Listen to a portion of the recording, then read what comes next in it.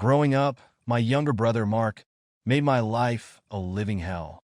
But the real kicker came when he crossed the ultimate line. He got my wife pregnant. That betrayal alone was enough to tear me apart. But now, in a twisted turn of fate, he's come crawling back, asking for my help after our parents disowned him. You see, our parents left me their $2 million inheritance, cutting Mark out entirely, and now he's desperate for some of what they left behind. Mark and I have always had a strained relationship, but not for the reasons you might expect. If you think his resentment stemmed from sibling rivalry or jealousy, you'd be wrong. He was the favored one in the family, not me. There was never any reason for him to be envious. To give you some context, our mother treated Mark like royalty. He was the golden child, her little prince. She catered to his every whim, from cooking his meals to doing his laundry, and she even insisted that I help him with his schoolwork. If he struggled with something, it became my job to fix it. Why? Simply because we were family, and in her eyes, that's just what family does. But that kind of consideration was never extended to me. I accepted it, though. I've always been more independent, more self-sufficient. Maybe that was part of the problem. Maybe I was too willing to meet his needs without ever asking for anything in return. But that didn't mean it didn't hurt. While I was busy helping Mark through every hurdle, he never once offered me a hand when I needed it. The only time he ever came to me was when he needed something. Personality-wise, we were complete opposites. I was a quiet, introverted kid who found peace in studying and keeping to myself, while Mark was loud, brash, and outgoing, just like our dad, Jim. I'm also the kind of person who's always been direct, the kind who doesn't sugarcoat things. I say what I mean, and I don't dance around the truth. Looking back, I think my straightforward nature might have rubbed my mother, Nancy, the wrong way. She always seemed to have this negative perception of me, maybe because I didn't fit her image of the ideal son. But Mark? He was the apple of her eye. He could do no wrong in her book. At first, I didn't mind the favoritism. I figured that was just the way things were, and I didn't let it bother me. But as we grew older, things started to change. Mark wasn't content just being the favorite. He started making my life miserable.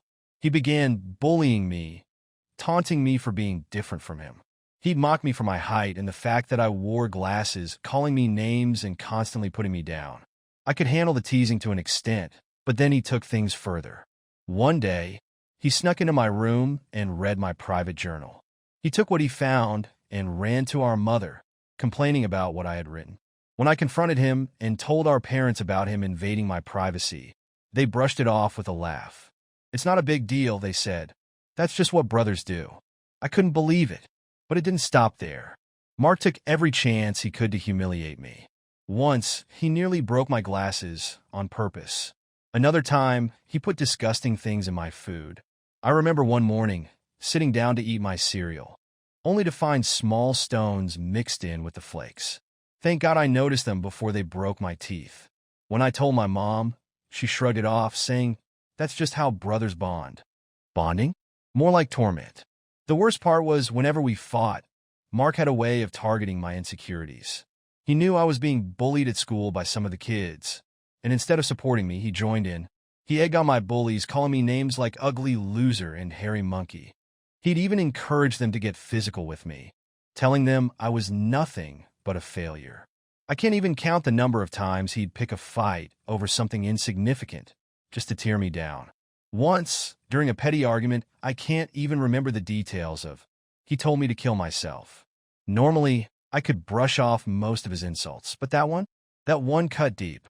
At the time, I was already struggling with my mental health, and hearing my own brother wish me dead was like a knife to the heart. Our dad, Jim, worked long hours, so he wasn't around to see what was happening, and my mom didn't seem to care. In fact, one time, she actually scolded me, saying it was my fault for irritating Mark. It was like nothing he did could be wrong in her eyes. Things only got worse in high school. Mark's pranks turned from childish to downright dangerous. One day, in a moment that shocked me to my core, he actually tried to set my hair on fire. And as unbelievable as it sounds, my mother defended him. She said he was just playing. Who in their right mind behaves like that? I couldn't believe it. That was the moment I realized just how deep her favoritism went. Luckily, That was the breaking point for my dad. He finally stepped in, siding with me for the first time. He pointed out how serious the situation was and even threatened to call the police if Mark didn't shape up. Mark was stunned. He had never faced real consequences for his actions before. For once in his life, he was held accountable, and it shook him. My dad made it crystal clear that the bullying had to stop and that it was time for Mark to start respecting me as his older brother. Later that night, Dad came into my room to talk. I didn't expect him to take my side. I had gotten so used to being the forgotten child. He'd always told Mark how much they were alike, which was true. But in that conversation, Dad admitted something I never thought I'd hear. He had waited years, hoping Mark would grow up, but he was finally realizing that his younger son was just turning into a bully. Hearing that from him was like a wave of validation washing over me. I nearly broke down in tears. I told him everything, all the ways Mark had tormented me over the years, even the bullying I endured at school. My dad was shocked.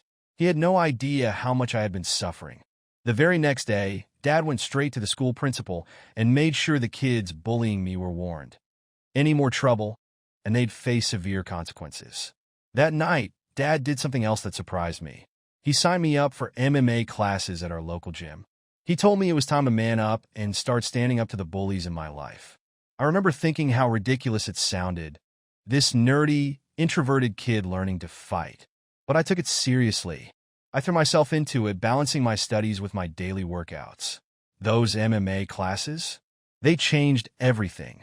My physique improved, but more importantly, so did my confidence. One day, Mark was up to his usual antics. He had stolen my pocket money, the allowance we got for helping with household chores. I had been saving it for weeks, maybe even months, planning to use it for something special. But, as always, Mark thought he could just take whatever he wanted.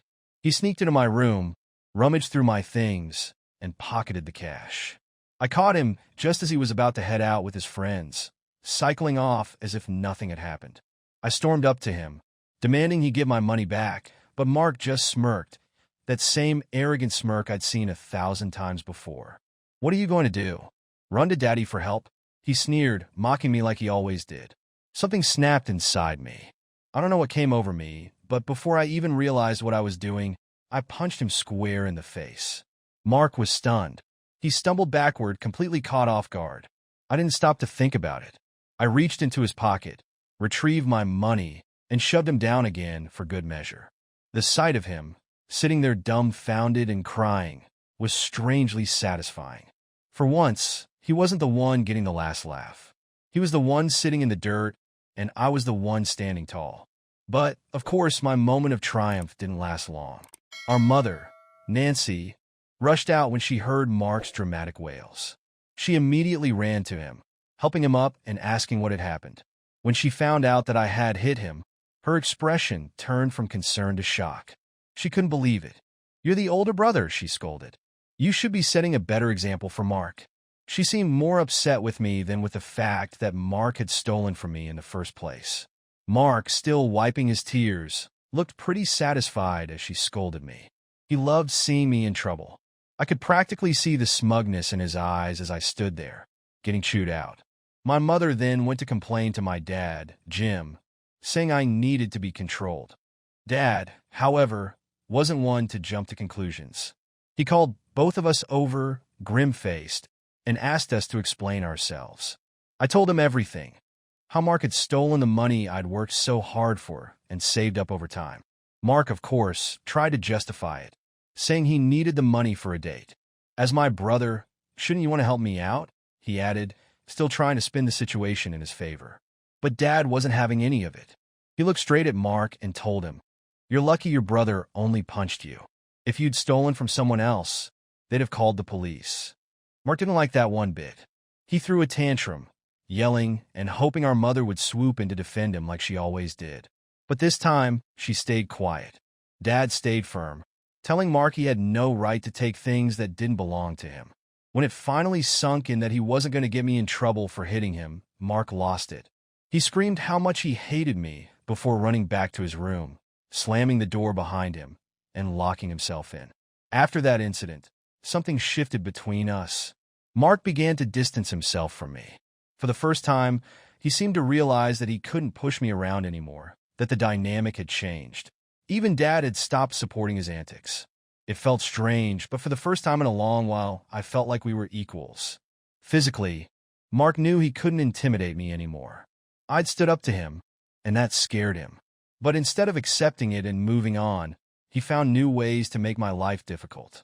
He couldn't physically bully me anymore, so he resorted to verbal attacks. Whenever our parents weren't around, he'd mutter insults under his breath, calling me names like nerd or loser.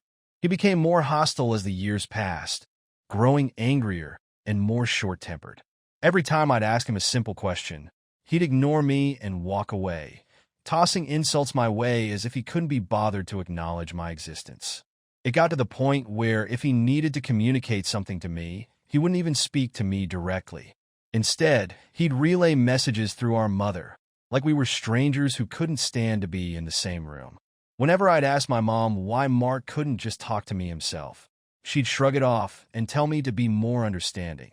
I couldn't tell if it was just a result of him going through puberty or if there was real, deep-seated hatred behind it.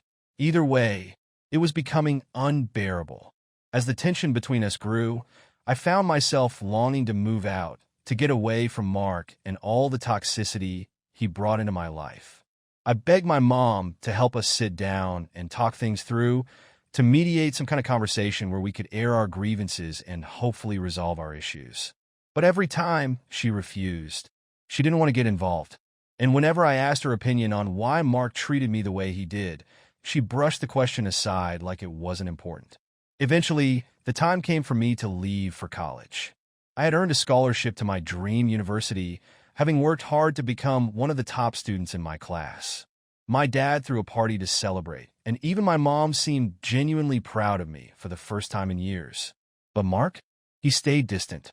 He barely acknowledged my achievement, choosing instead to remain aloof, as if my success meant nothing to him. The day I left for university was a bittersweet one, filled with a strange mixture of excitement for the future and an overwhelming sense of relief to finally escape the toxic home environment I had endured for so many years.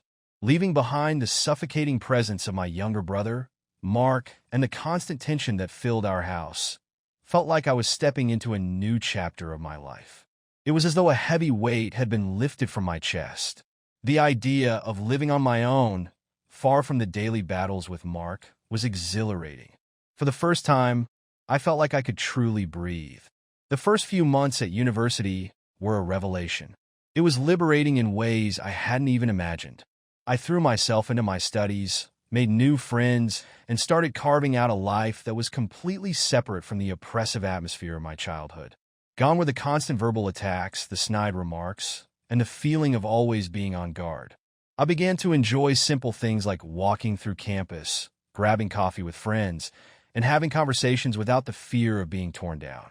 The peace I found in those early months was something I hadn't realized I'd been missing for so long. Then, during my second year, something happened that would change my life forever. I met Jessica. The moment I met Jessica, it felt like fate had finally dealt me a winning hand. It was the fall semester of my second year at university, and I remember it like it was yesterday. I wasn't the kind of guy who typically went to frat parties, but one of my close friends, Brian, dragged me along. "Come on, man," he said. "You need to get out more. You're always buried in your books. Let loose for once." I wasn't thrilled about it, but I reluctantly agreed, telling myself I'd just stay for an hour or two and then head back to my dorm to study. The party was loud, packed with people, and not my scene at all. I was standing awkwardly in the corner, sipping a cheap beer, wondering how soon I could make my escape without seeming rude. That's when Brian introduced me to her. Jessica. She had this magnetic energy about her. There was something both captivating and disarming in the way she carried herself. When she smiled, it felt like everything around her just faded away, and the whole room seemed brighter. I wasn't used to talking to girls who made me feel that way. In fact, I wasn't used to talking to girls much at all. She wasn't the loudest or flashiest person in the room, but there was something about her that drew me in. I found myself wanting to know more about her, to hear what she had to say. We started talking, and before I knew it, we were lost in conversation, oblivious to the chaos of the party around us. It was like the rest of the world had disappeared, and it was just the two of us. I learned that Jessica came from a small town not too far from mine, and that she, too, had grown up in a pretty religious household. We bonded over how both of our families had raised us with strong values, and we talked about how that shaped our lives, our views, and our futures. I didn't think much would come of it, to be honest. I wasn't the kind of guy girls like Jessica usually gravitated toward. But something about that night was different. We exchanged numbers, and by the next day, I found myself texting her, unable to stop thinking about our conversation. What surprised me even more was that she felt the same. She texted back almost immediately, and soon enough, we were spending every free moment together. It wasn't long before our casual conversations turned into deeper discussions about life, dreams, and the future. We spent our weekends exploring campus, finding quiet spots in the library or little cafes where we could just sit and talk for hours. She loved books, especially old romance novels, and she had this almost poetic way of seeing the world. I, on the other hand, was more practical, more grounded in reality, but somehow our differences made us complement each other. She was the first person to really see me, not just as some quiet, nerdy guy, but as someone worth knowing. It didn't take long before we were officially a couple. Those were some of the happiest days of my life. I hadn't just found someone I liked. I had found someone who made me want to be a better version of myself. Jessica had this way of making everything feel light and hopeful.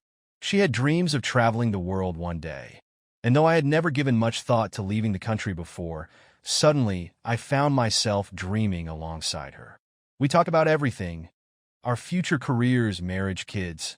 For the first time, I felt like I had found the person I could truly spend the rest of my life with. By the time our final year rolled around, things were getting serious. We were talking about marriage, settling down, and starting a family. Then, something happened that sped up those plans. Jessica found out she was pregnant. I remember the day she told me like it was etched into my mind forever.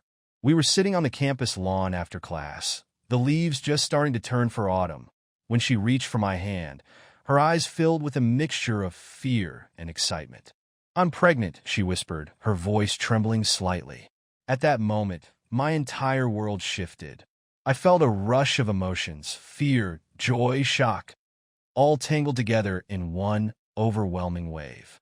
We had always talked about having kids someday, but we weren't married yet, and we were still students trying to figure out our future. It wasn't the way we had planned it, but as I looked at her, sitting there, vulnerable and nervous, I knew one thing for sure. I loved her. And I wanted this. I wanted her. I wanted our baby. Coming from religious backgrounds, we both knew that having a child outside of marriage wasn't going to sit well with our families. It wasn't just about our beliefs. It was about the expectations they had for us. So we made the decision right there, on that campus lawn, to get married as soon as we graduated. We didn't care about the judgment or whispers. We were determined to build a life together and do what felt right for our new family.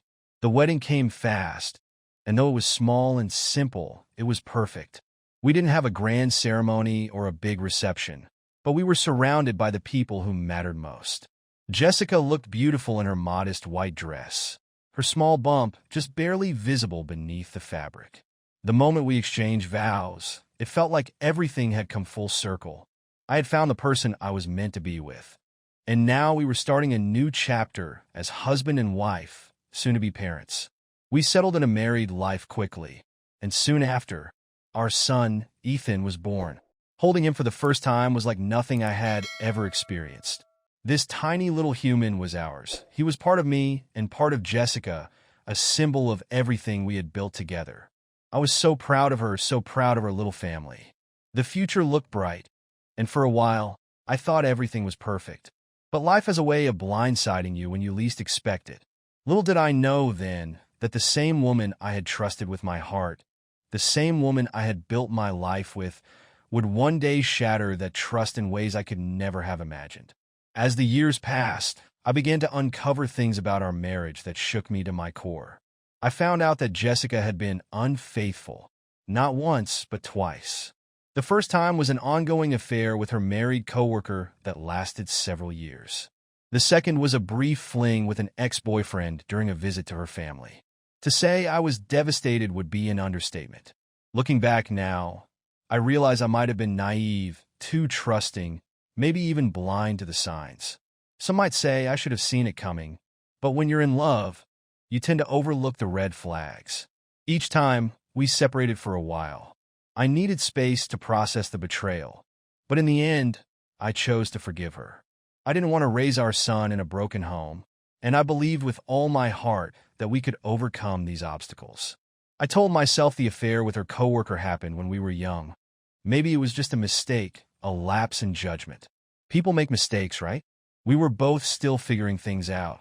For a while, things did get better, but no matter how hard I tried, I could never fully trust her again.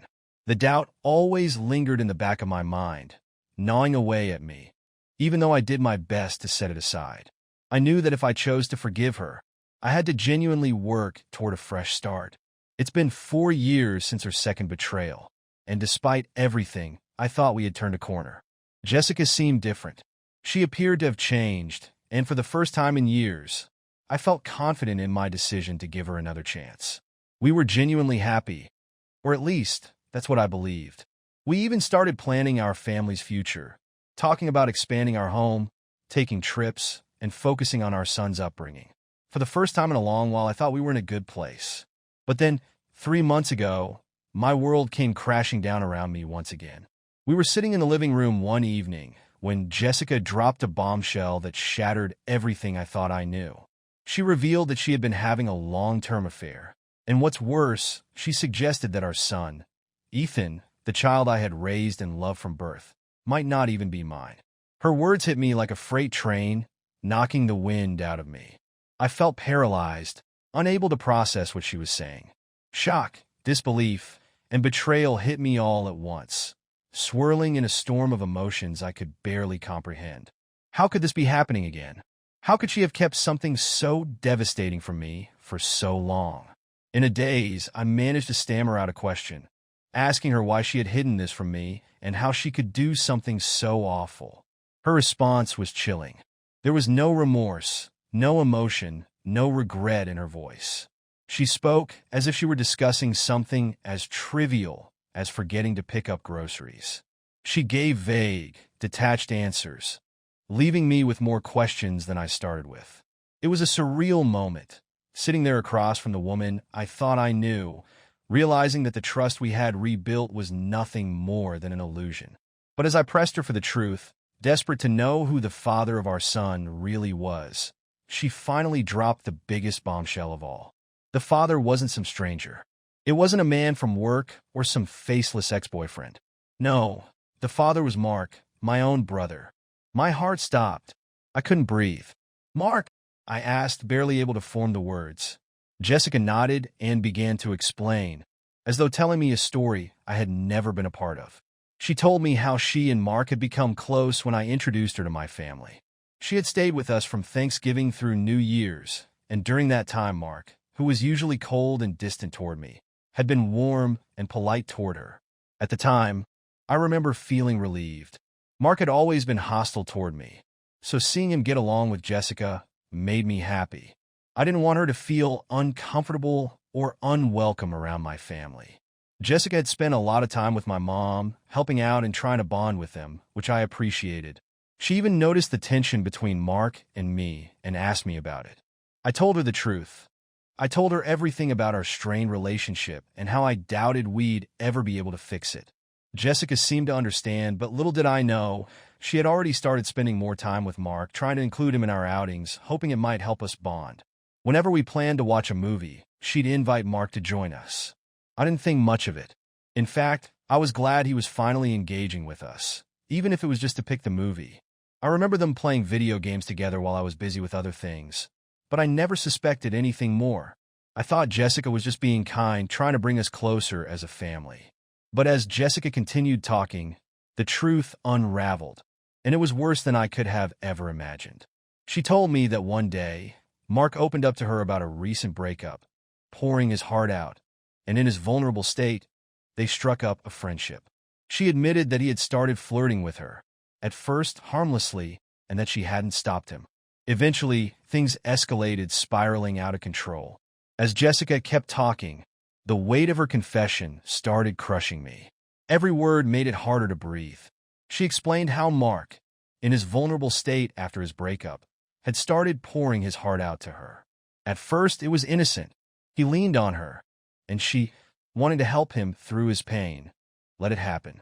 But then things shifted. His sadness turned into something else, something darker.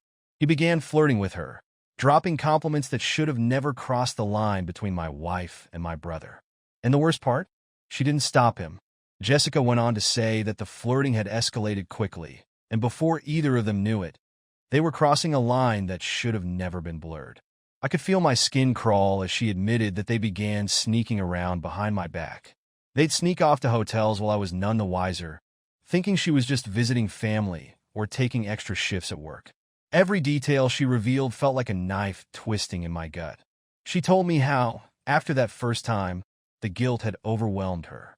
She claimed that it had never been her intention to hurt me, and that she had felt disgusted with herself. That's why she had pulled away and left after Christmas, running from the mess she had created with my brother. But even with all that guilt, she didn't come clean. No, instead, she kept everything hidden, burying it deep and pretending that things could somehow go back to normal. But there was nothing normal about this. The realization that my wife had betrayed me with my own brother was something I never thought I'd have to face. And to make matters worse, she was now telling me that she didn't know if our son, my son, was even mine. I tried to stay composed, but the rage boiling inside me was too much. You didn't know when to stop? I spat the words at her, barely able to contain myself. You slept with my brother. You continued to see him behind my back. How long did you think you could keep this from me? Jessica looked down, avoiding my eyes. Her voice was small when she replied, I didn't want to hurt you. I was trying to figure out how to fix it. Fix it? You think there's a way to fix this? I could feel my hands trembling as I clenched them into fists. You lied to me, Jessica. You destroyed everything we had. And now you're telling me that the child I've been raising might not even be mine. She burst into tears, sobbing uncontrollably, but I couldn't find it in myself to comfort her. All I could think about was the betrayal, the lies, and the fact that I had been living in the dark for so long. She tried to reach for my hand, but I pulled away. I couldn't stand to look at her. I'm leaving, I said quietly, turning my back on her. You've taken everything from me. There's no coming back from this. Jessica cried harder, pleading with me not to go, but her words were just noise at this point. I grabbed my things and walked out the door, feeling numb as I left behind the life I thought I had, the woman I thought I loved. The next day, I went straight to my parents' house. I knew I needed to tell them everything, no matter how painful it would be. When I walked in, my father greeted me with a smile, but he immediately sensed something was wrong. I sat them down and laid it all out. The affair, the betrayal, the uncertainty about whether or not my son was actually mine. The shock on their faces was palpable. My mother, who had always been quick to defend Mark, tried to deny it at first. She shook her head, refusing to believe that her golden boy could do something so terrible.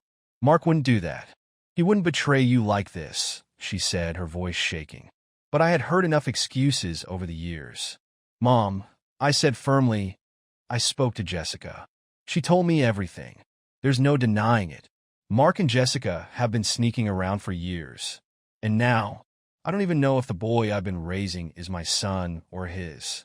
My father remained silent, his face unreadable, while my mother sat in stunned silence. I could see the gears turning in her head as she tried to process everything. Finally, my father spoke. Call him, he said, his voice low and controlled. I want to hear it from him. So I did. I called Mark right in front of them, instructing my parents to stay quiet so I could confront him. When he picked up the phone, I wasted no time. I know about you and Jessica, I said, my voice trembling with barely contained fury. At first, he tried to deny it. He acted outraged, like I was making up some ridiculous accusation. But when I told him that Jessica had confessed, he changed his tune. Suddenly, the arrogance I had come to expect from him kicked in. So what? He sneered. You always knew I was better than you. Maybe Jessica just figured that out too. I felt my blood boil, but I stayed calm. She told me everything, Mark. You've been sneaking around behind my back for years. What kind of man does that to his own brother?" He laughed bitterly. "Oh, spare me the lecture. You've always been the family's punching bag. You were always too weak to fight back, and Jessica saw that. That's why she came to me." I couldn't listen to him anymore. I handed the phone to my father, who had been listening in stunned silence. For the first time in my life, I saw real disappointment in my father's eyes. "Mark," he said, his voice heavy with the weight of what had just been revealed, "you've betrayed your brother and this family. There's no excuse for what you've done." Mark tried to defend himself, tried to shift the blame onto Jessica, but it was too late. My father was done making excuses for him. "You're cut off," he said coldly. "The college fund is gone. You're on your own now. Don't expect another dime from me." Mark was stunned into silence. For the first time, he realized there would be real consequences for his actions. I hung up the phone, feeling a strange sense of relief. It wasn't justice, but it was something. As I sat there with my parents, the reality of everything started to sink in. My brother had betrayed me in the worst possible way, and my marriage was over. I didn't know what the future held, but I knew one thing for certain. I would never be the same again. Exposing Mark's true nature to our parents had brought a whirlwind of emotions I wasn't fully prepared for. For years, he had been the golden child, the one who could do no wrong in their eyes. But now, his betrayal was laid bare for everyone to see. Even after all this, my mother still tried to justify his actions, but my father wouldn't allow it. He cut the call, shutting down Mark's weak excuses and attempts to salvage his image. I could see the disappointment etched in my father's face, not only in Mark, but perhaps in the way our family had allowed things to get this far. After the call, my mother came over and hugged me, something she hadn't done in years. It felt strange, almost foreign. But in that moment, her embrace carried an unspoken apology. It was as if she was silently saying sorry for all the time she had turned a blind eye, for never believing me about the torment I endured from Mark. I could have held on to the anger, the resentment, but in that hug I felt something shift. Years of tension, of being sidelined, began to dissolve. It wasn't complete forgiveness, but it was a start. "I'm sorry," she whispered, her voice cracking under the weight of the moment. "I didn't see it. I didn't want to see it." Her words hit me deeply. I nodded, unsure of what to say. This moment felt surreal, being vindicated after all these years.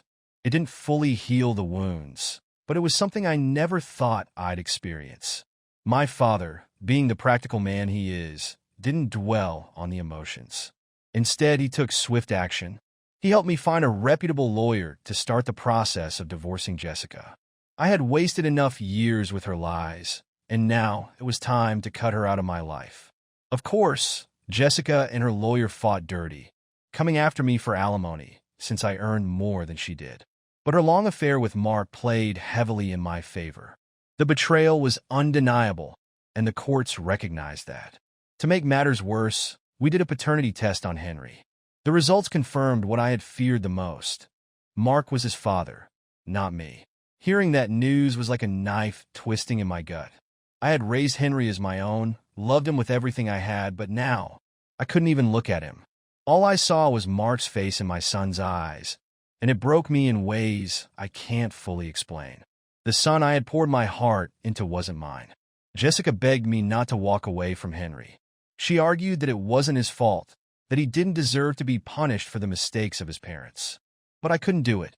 I couldn't keep seeing that reminder of Mark in my life. Every time I looked at Henry, the anger, the hurt, the betrayal, it all came rushing back. I knew it wasn't fair to him, but I just couldn't pretend anymore. Once the divorce was finalized, a strange sense of freedom washed over me. It felt like the chains that had been weighing me down had finally been broken. I moved into a bachelor pad, my own space. It was a surreal experience. I had married so young that I'd never had the chance to live on my own. But my natural independence made the transition easier than I expected. And, if I'm being honest, I started to enjoy it. No more lies, no more secrets, just peace. About 2 weeks ago, my dad called me with some surprising news. He was planning to change his will. After Mark's betrayal, my father wanted to make sure that he left Mark nothing. My dad wasn't one to forgive easily, and this was no exception. He had decided to leave everything to me, his retirement funds, his assets, his life insurance. It all added up to close to $2 million. He even mentioned adding a clause that would leave Mark only $1 to ensure he couldn't contest the will later on. The only stipulation was that if my dad passed away before my mom, she would still be able to live in the house, even though ownership would transfer to me. I didn't mind this at all. I wanted to make sure my mom was taken care of, despite everything. It wasn't long before Mark found out about the will. I still don't know how, but I had my suspicions. Then, yesterday, he called me. For the first time since everything went down, Mark reached out. His voice sounded strained, desperate. He told me he was struggling in college, that after Jessica found out about Henry's true paternity, she had been hounding him for child support. He said he didn't have any money, couldn't find a decent job, and that everything in his life was falling apart. He begged me to talk to our parents, to help him make amends. He wanted to start fresh, to make things right. I couldn't help but laugh. The nerve of him, to come crawling to me after everything he had done, asking for my help. You should have thought about the consequences before you decided to sleep with my wife, I told him coldly. He tried to argue, saying it wasn't all his fault, that Jessica had been equally to blame. I didn't deny that, but I wasn't about to let him off the hook. You're right, I said, but I divorced her. She's your problem now. Don't call me about her or about Henry. This is your mess to deal with, not mine. Mark's voice grew louder, but I cut him off. You're not the golden boy anymore, Mark. You're just a guy who slept with his brother's wife. Don't expect anyone to sympathize with you. That's when I heard it. Mark started to cry. For the first time in years, I heard him break down. He told me that everyone had turned their backs on him. Our parents, our grandparents, even the extended family. He was completely alone. For a moment, I felt a pang of guilt. He was still my brother after all. But then, I reminded myself that he wasn't crying because he regretted his actions. He was crying because he had finally lost the safety net that had always been there to catch him. I told him that we were done, that I didn't consider him my brother anymore, and that he should never call me again. After hanging up, I replayed the conversation in my head over and over. A part of me wondered if I had been too harsh. Maybe I should talk to our parents, give Mark a second chance. But then I remembered. He had never once apologized for what he'd done. He didn't want forgiveness. He wanted a way out of the mess he had created. It didn't take long to find out that it was my mother who had told Mark about the will. She had gone behind my father's back, thinking that he had suffered enough. When I confronted her about it, she broke down in front of my father, admitting that she just couldn't let go of the hope that Mark would change. But my dad wasn't having it. He told her that if she ever reached out to Mark